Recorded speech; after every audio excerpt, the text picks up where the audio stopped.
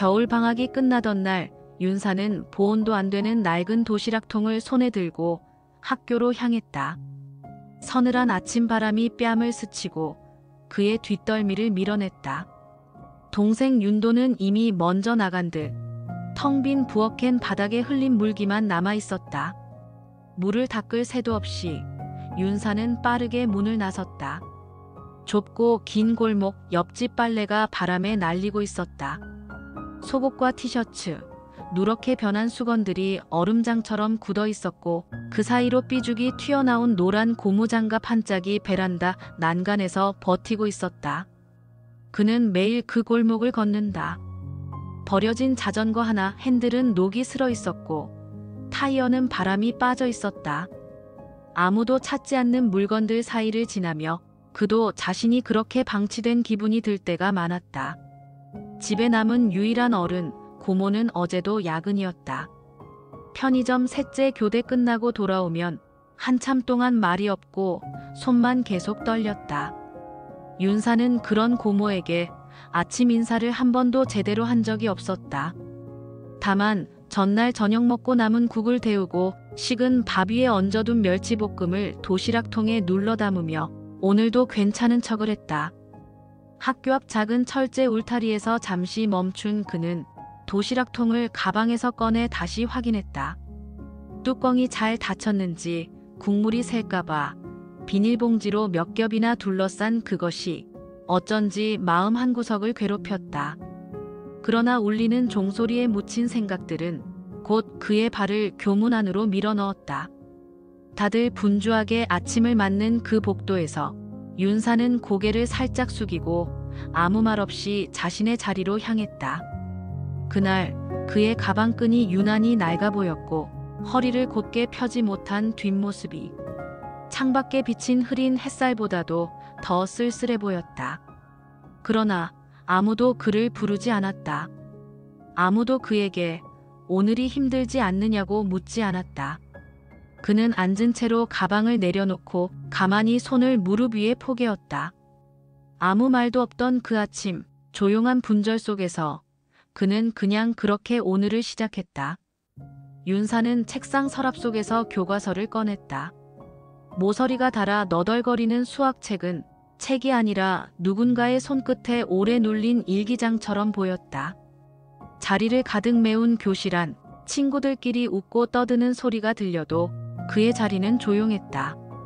신발을 벗어놓은 바닥엔 벗겨진 운동화 밑창이 뒤집혀 있었다. 투명한 수정 테이프 조각이 교실 한가운데 바닥에 흩어졌지만 누구도 그것을 줍지 않았다. 누군가 그를 툭 치고 지나갔다.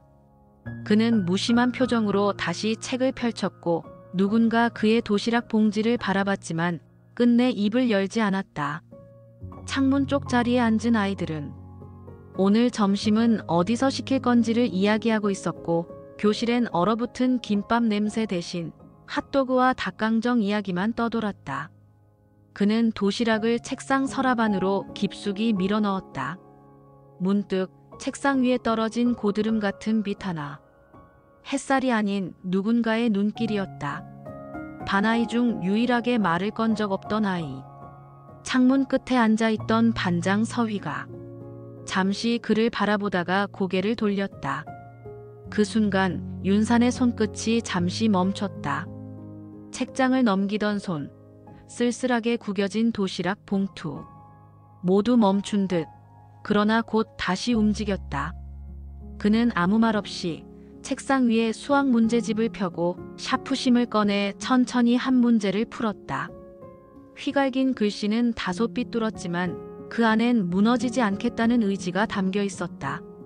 점심종이 울리고 윤사는 가장 늦게 자리에서 일어났다.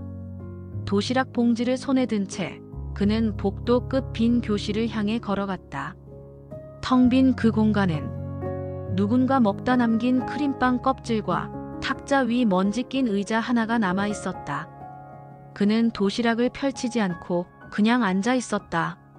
말없이 그저 그렇게 앉아 있었다. 방과 후 윤사는 종일 찬바람을 맞은 듯 어깨를 말고 집으로 돌아왔다. 그의 발걸음은 조용했고 그림자는 벽을 따라 엉성하게 늘어졌다. 현관문 앞에 쌓인 우편물들, 누런 전단지 사이로 고지서가 삐죽이 튀어나와 있었다. 문을 열자 거실에 밥상 하나가 덩그러니 놓여 있었다. 찬기에는 남은 밥이 눌어붙어 있었고 김치 국물은 말라가고 있었다. 방 한켠 보일러 조절기엔 전날 밤의 흔적이 남아 있었다. 온도를 올리려다 그만둔 듯 손자국이 어설프게 눌려 있었고 디지털 화면엔 16도라는 숫자가 무심하게 깜빡였다. 그는 외투를 벗지 않은 채 식은 밥상 앞에 앉았다. 숟가락을 들지 않았다. 대신 책가방을 풀고 알림장을 꺼냈다. 구겨진 알림장 한켠에 급식비 미납 안내라는 스티커가 붙어 있었다. 그는 그것을 떼어내다가 손끝이 잠시 멈췄다. 식탁 위 구석에 놓인 설탕 종지에 개봉하지 않은 젓갈 하나가 비닐에 쌓여 있었다. 아침에 도가 남긴 반찬이었다. 윤사는 그걸 봉지째에 다시 도시락 가방에 넣었다. 내일도 싸가야 하니까. 조금 뒤 방문이 열리고 윤도가 들어왔다. 윤사는 아무 말 없이 동생을 바라봤다. 도가 작게 고개를 숙였다. 그날 밤 두 형제는 따로 말없이 조용히 라면 한 봉지를 나눠 먹었다. 윤사는 면을 늦게 집었다. 도가 먼저 먹을 수 있도록. 형은 식탁에 등을 기댄 채 라면 국물을 다 마시지도 않았다. 밖엔 바람 소리가 불고 창문 틈새로 얇은 한기만이 계속 들어왔다. 그리고 아무 말도 없던 밤, 그는 작은 전기장판을 도의 이불 쪽으로 당겼다. 그러고 나서야 조금씩 눈이 감겼다. 찬 방바닥의 한기를 몸으로 막아가며. 다음 날 아침 윤사는 실이 풀린 니트 소매를 조용히 손톱으로 눌렀다. 무심히 튀어나온 실 한 줄이 손목을 따라 늘어졌다. 그걸 끊지 않고 그는 그대로 외투를 껴입었다. 학교 복도는 늘 그렇듯 분주했고 누구도 그의 실 뽑힌 소매를 보지 않았다. 아니, 보았더라도 모른 척했는지도 모른다. 교실 문 앞 윤사는 잠시 멈췄다. 교과서 사이에 낀 숙제 노트를 확인했다. 전날 밤 형광펜이 다 말라 글씨는 반쯤 번져 있었고 그는 지우개로 덧칠된 부분을 살며시 덮었다. 그때 뒤에서 누군가의 발소리가 다가왔다. 창가자리 반장 서위였다. 휘는 아무 말 없이 그를 스쳐 지나가 자신의 자리로 앉았다. 책상 위엔 깔끔한 필통과 반듯한 공책, 그리고 표지가 스티커로 예쁘게 꾸며진 국어책이 놓여 있었다. 윤산의 교과서는 이름이 번져 잘 보이지 않았다. 첫 교시종이 울리고 선생님의 발걸음이 가까워질수록 윤산은 더욱 등을 펴고 고개를 숙였다. 지난번 중간고사 성적 참고해서 반장 재지명합니다. 선생님의 말이 교실을 가로질렀다. 아이들이 술렁였고 그 사이에서 서위는 조용히 손을 들었다. 그 순간 윤산의 눈이 슬쩍 휘를 향해 돌아갔다. 그는 보지 않는 척하면서 자신의 연습장을 정리하기 시작했다. 필기된 글자들 사이 전날 밤 형광펜으로 그 어두운 밑줄이 삐뚤었다. 복도 끝 창문에 기대어 선 윤산은 점심시간이 되어서도 교실로 돌아가지 않았다. 멀리 보이는 건물 옥상 위, 펄럭이는 태극기 옆으로 비둘기 몇 마리가 무심히 앉아 있었다. 그는 혼자 있었고 그 시간 누군가는 그를 조용히 바라보고 있었다. 말없이, 아무런 말 없이. 그날 오후 자율학습 시간, 윤사는 칠판에 적힌 수학 문제를 멍하니 바라보다가 샤프심이 다 다른 걸 알아챘다. 책상 서랍을 뒤졌지만 심한 토막도 남아있지 않았다. 지우개의 모서리마저 거의 닳아 있었다. 그는 자리에서 살짝 일어나 복도 구석으로 걸어갔다. 교무실로 가는 길목, 그는 종이컵에 따뜻한 물을 받아 마셨다. 텅 빈 복도에서 입김이 희미하게 피어오르는 그 순간 조금은 사람 같다고 느껴졌다. 돌아오는 길, 자신도 모르게 휘의 책상 쪽을 향해 고개를 돌렸다. 책상 아래 반드시 놓인 슬리퍼 한 짝, 그리고 교과서 사이에 정리된 메모지들.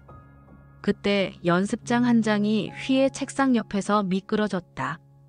윤사는 아무 말 없이 그것을 주워 책상 위에 올려두려다 말고 가만히 펼쳐보았다. 손글씨.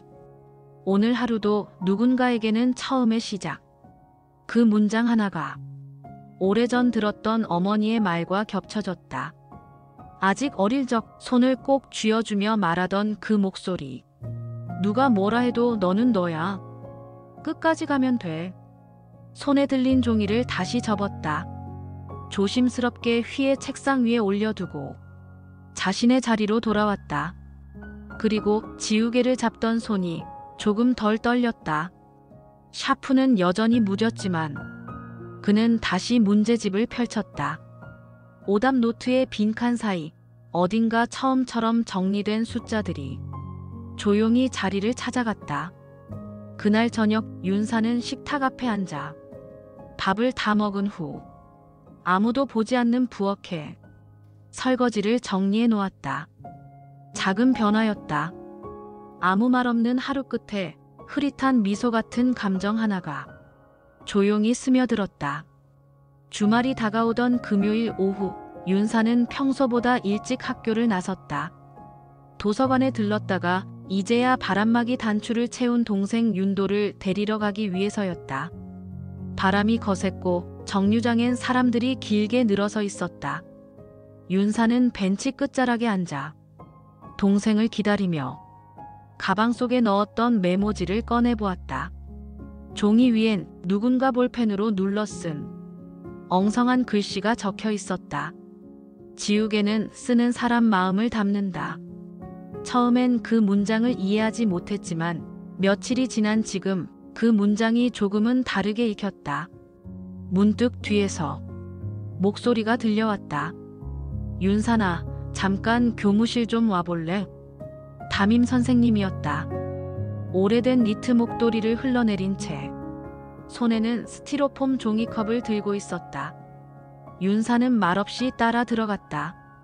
교무실 끝 따뜻한 히터 옆 의자에 앉아 선생님이 컵을 하나 내밀었다. 이거 생강차야. 감기 기운 있어 보여서. 그는 컵을 받았다. 뜨거운 기운이 손끝을 데우고 묵은 냄새처럼 어깨 위를 덮었다. 요즘 많이 힘들지? 선생님은 그렇게 말했지만 그는 아무 말도 하지 않았다. 도시락 늘 같은 반찬이더라. 그 말에 윤사는 살짝 고개를 숙였다. 지우개, 떨어졌던 날 기억나? 내가 주운 그 종이 사실 휘가 매일 쓰는 습관이야. 마음 정리용. 그는 고개를 들었다. 그 종이 너에게 필요해 보여서 휘가 일부러 흘렸대. 선생님은 그렇게 말하고 창밖을 바라보았다. 비는 내리지 않았지만 회색 하늘은 깊고 조용했다. 윤사는 생강차를 한 모금 마셨다.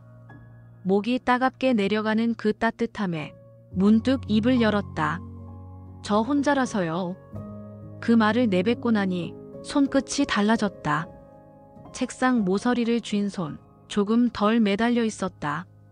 그날 윤사는 처음으로 누군가에게 혼자라는 말을 말했다. 말은 짧았지만 그 안에 들어있는 계절은 길었다. 교무실 구석 의자 하나, 그날 그를 붙잡아 주었다. 3월이 되자 윤산의 손끝은 이전보다 단단해졌다. 수업 시간에도 자세가 무너지지 않았고 쉬는 시간에도 연습장을 덮은 손등엔 묘한 정적이 깃들었다. 교실에서 아이들은 여전히 제법 떠들었고 반장 휘는 늘 똑같은 자리에서 창밖을 조용히 바라보곤 했다. 그러던 어느 날 윤사는 책상 서랍에서 작은 봉투 하나를 발견했다. 노란 편지 봉투였다. 윤산에게. 글씨는 휘의 것이었다. 조심스럽게 꺼내 펼치자 종이엔 단 한 줄이 적혀 있었다. 너에게도 따뜻한 문장이 있었으면 좋겠어. 그 순간 윤사는 아무 말 없이 눈을 감았다. 그 문장이 낯설지 않았다.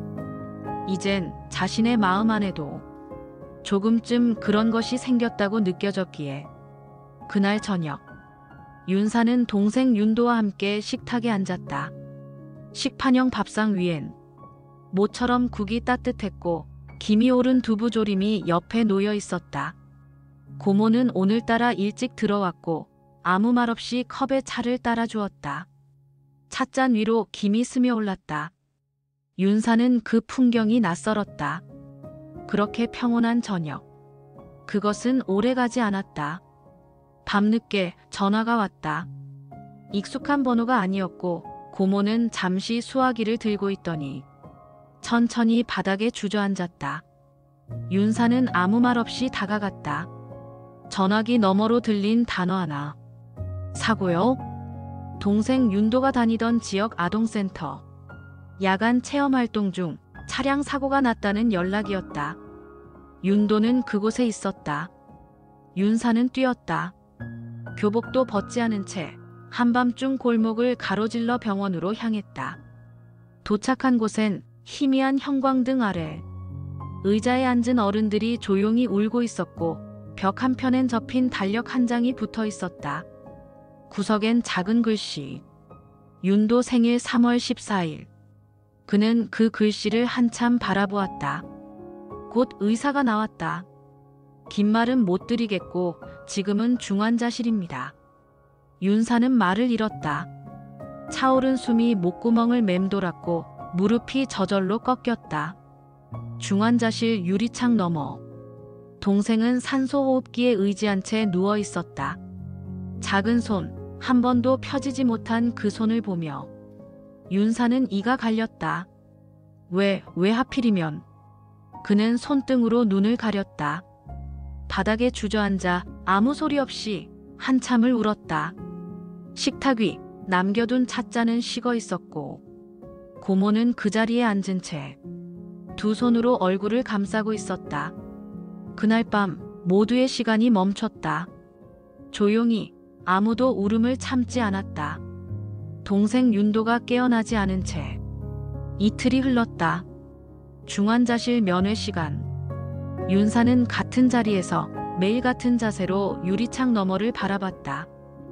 호흡기 아래로 희미하게 들썩이는 도의 가슴, 그 움직임 하나에 하루가 매달렸다. 그는 아무 말 없이 손등을 유리에 대었다. 그날은 도의 손끝이 살짝 움직인 것 같았다.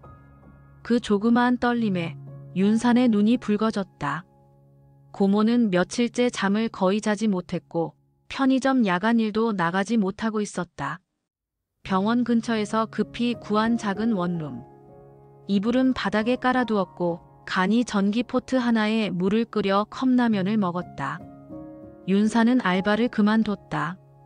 이제 그는 병원을 오가며 모든 시간과 체력을 거기에 썼다. 하루는 새벽 2시. 동생에게 필요한 약이 급하게 변경되어 근처 약국으로 뛰었다.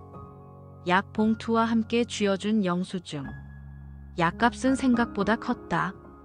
그는 그 자리에서 잠시 멈춰 영수증을 바라봤다. 꼬깃 탄 종이 한 장이 왠지 동생의 호흡처럼 위태롭게 느껴졌다. 며칠 뒤 윤사는 고등학교를 정식 자퇴했다. 학교 측에서 권유한 가사 사정이란 말. 그건 상황의 절반만 설명했다. 그는 바로 인근 청년센터를 찾아갔다. 취업 지원서. 첫 칸, 이름을 쓰며 손이 떨렸다. 두 번째 칸, 생년월일. 세 번째 칸, 보호자 연락처.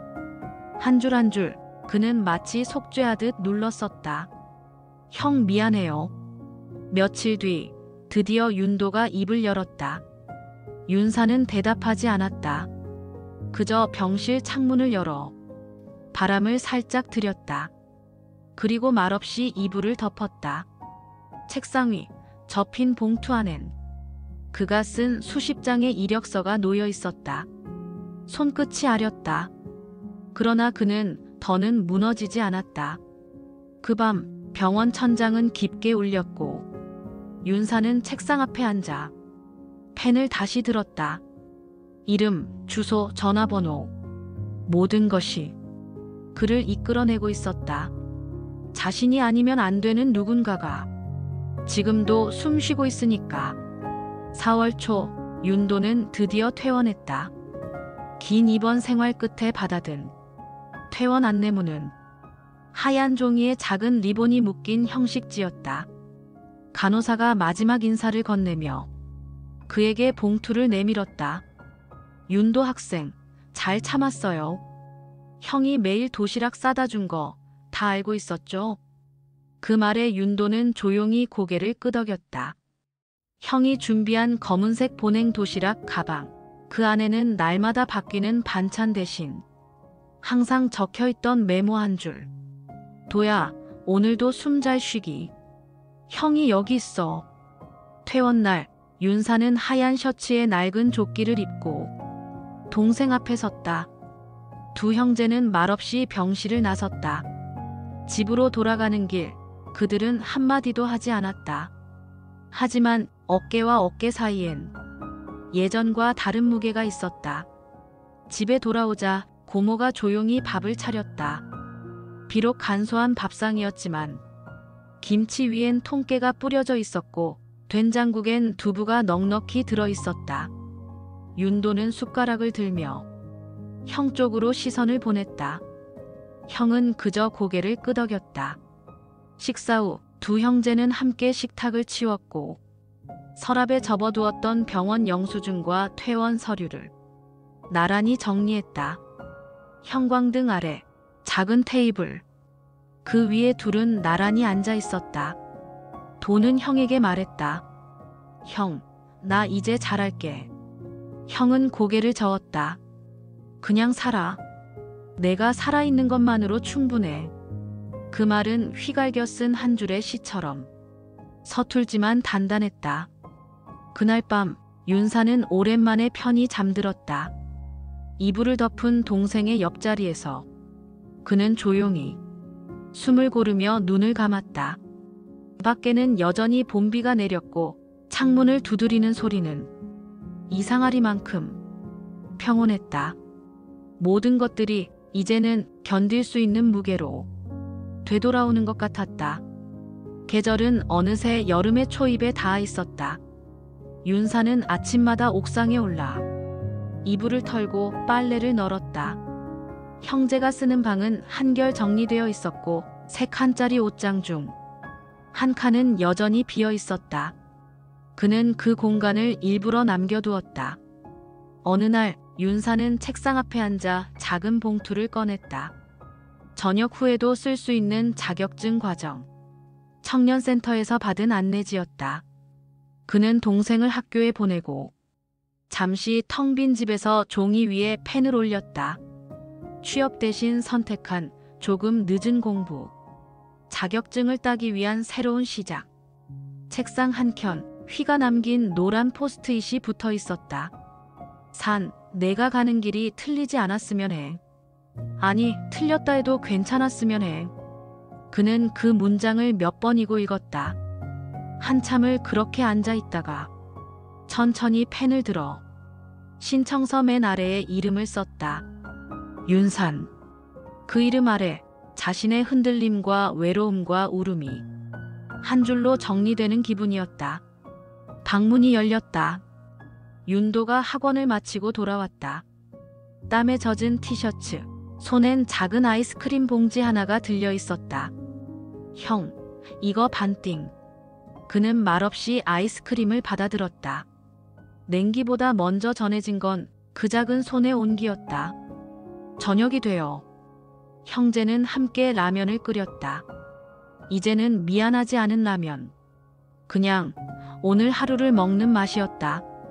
창문 밖엔 옥상에서 펄럭이는 셔츠들이 살랑살랑 바람을 타고 흔들렸다. 그는 조용히 생각했다. 아무 일 없다는 건 아무것도 아닌 게 아니구나. 윤사는 웃었다. 아무 말 없이, 아무 표정 없이. 그러나 분명히 웃었다. 그 순간 모든 게 조금씩 괜찮아지는 것 같았다. 그렇게 형제는 조용히 여름을 맞이했다. 아침 햇살이 조용히 창문 틈으로 스며들었다. 윤사는 창가에 앉아 머그잔을 손에 쥔 채 잠시 생각에 잠겼다. 커피는 다 식어 있었고 창문 바깥으로 온 이른 출근길의 사람들로 골목이 서서히 깨어나고 있었다. 윤도는 벌써 등교했다. 현관에 놓인 운동화 한 짝이 살짝 어긋나 있었고 방금 전까지도 분주하게 움직였던 기척이 이제는 자취도 없이 고요했다. 윤사는 자리에서 일어나 서랍 하나를 열었다. 그 안엔 몇 장의 편지와 오래된 메모지가 정리돼 있었다. 휘가 남겼던 노란 포스트잇, 선생님이 마지막으로 건넨 손편지, 그리고 그가 동생 몰래 써두었던 편지 한 통. 봉투엔 이름도 적혀 있지 않았고 수신인도 없다. 다만 종이 위엔 이런 말이 적혀 있었다. 도야, 형은 내가 있어서 살아남을 수 있었다. 윤사는 그 종이를 조심스럽게 접어 서랍 깊숙한 곳에 다시 넣었다. 그 종이가 자신을 여기까지 데려온 유일한 말이었으니까. 식탁 위에 놓인 머그잔을 싱크대에 올려두고 그는 베란다로 나섰다. 빨래줄엔 어제 윤도가 입고 나간 체육복이 조금 눅눅하게 남아 있었다. 그는 천천히 그 옷을 걷어 두 손으로 살짝 털었다. 물기 대신 어디선가 묻은 흙이 툭 하고 떨어졌다. 그리고 그 자리에 새로 세탁한 흰 셔츠를 널었다. 형의 손끝에서 새로운 하루가 걸려 올라갔다. 옥상에서 내려와 문을 닫고 조용히 방에 앉았다. 책상 위엔 자격증 시험 일정표와 다음 주 실습 안내지가 놓여 있었다. 그는 오늘도 공부를 시작했다. 누군가에게는 늦은 시작일지 몰라도 자신에게는 처음이자 유일한 출발이었다. 잠시 후 휴대폰이 울렸다. 문자 한 통. 도형, 점심에 학교 근처로 와요. 학부모 상담 선생님이 같이 뵙자 하셨어요. 그는 작게 웃었다. 그리고 짧게 답장을 보냈다. 그래, 갈게. 괜찮아. 괜찮아라는 말. 그 말이 마음에서 나오는데 이토록 오래 걸릴 줄 몰랐다. 그는 책상에서 일어나 외투를 걸치고 현관문을 나섰다. 문득 거울에 비친 자신을 봤다. 예전보다 약간 더 단정해진 머리, 조금 덜 굽은 어깨, 그리고 그 아래 단단해진 눈빛. 이제 괜찮다는 말은 누군가가 해주는 말이 아니라 자신이 자신에게 주는 말이었다. 그는 천천히 골목을 걸었다. 하늘은 맑았고 이른 오후 햇살이 그의 발끝까지 따라왔다.